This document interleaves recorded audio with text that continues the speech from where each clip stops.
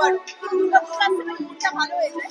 আর পুজো দিয়ে শুরু হয়ে গেল, আজকে তো আমাদের স্পেশাল আর কি, তাই না? হ্যাঁ, মানে আজকের দিনটা কোনো কিছুই কাজ রাখার জো থাকে না। 15 মিনিট দেরি আছে তাতেই পাড়ায় অনেকে কথা শুনিয়েছে। তো আজকে থেকে আবার যেটা আমাদের আমাদের পাড়ায় খুব আছে, বেশ অনেক পাড়াতেই হয়তো আছে, খুব পাড়া পাড়া একটা ব্যাপার।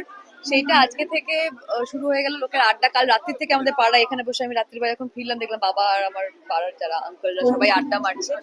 তো পুজোর তো ওটা একটা মজা, যে একটা কমিউনিটি বিল্ডিং, একটা যে শুধুমাত্র আমি নই, সবাইকে নিয়ে থাকা, সেটা একটা পুজোর সময় আরো বেশিভাবে প্রকট হয়। তো আজ থেকে দিন গোনা শুরু।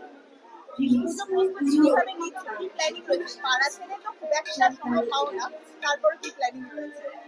দুদিন আগেই একটা বিদেশের অনুষ্ঠানে এসে আমি বলছি, না এই সময় তো আমি পারি না। তো এটা বলতেও কোনো কষ্ট হয় না, কারণ এই 5টা দিন বা এই 7টা দিন ছোট থেকে বড় হয়ে যাওয়ার পরেও কখনো ইচ্ছা হয়নি পাড়া ছেড়ে যেতে।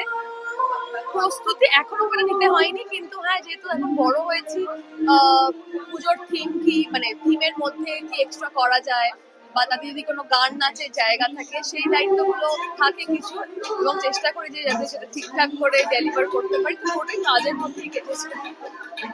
নস্টালজিয়া কাজ করে, সেই ছোটবেলা থেকে পাড়ার এই পুজোর সাথে বেড়ে ওঠার কতটা নস্টালজিয়া কাজ করে? আহ, পুরোটাই নস্টালজিয়া।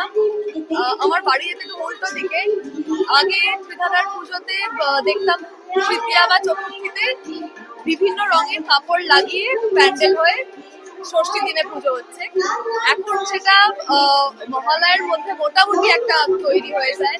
তো এখন পুজো অনেক বড় হয়েছে, কিন্তু আমাদের পুজোর যে অংশটা, মানে মাকে যে আরাধনার জায়গাটা, সেটা এখন একরকম আছে, এবং পাড়ার মানুষজনগুলো থ্যাঙ্কফুলি একরকম আছে। সেই জন্য ছোটবেলাটাকে মিস করি না, বড় হওয়ার একটা আনন্দ মজা আছে, এবং পুজোটাকে বড় হতে দেওয়ার দেখার একটা আনন্দ আলাদা মজা আছে, সেটাই।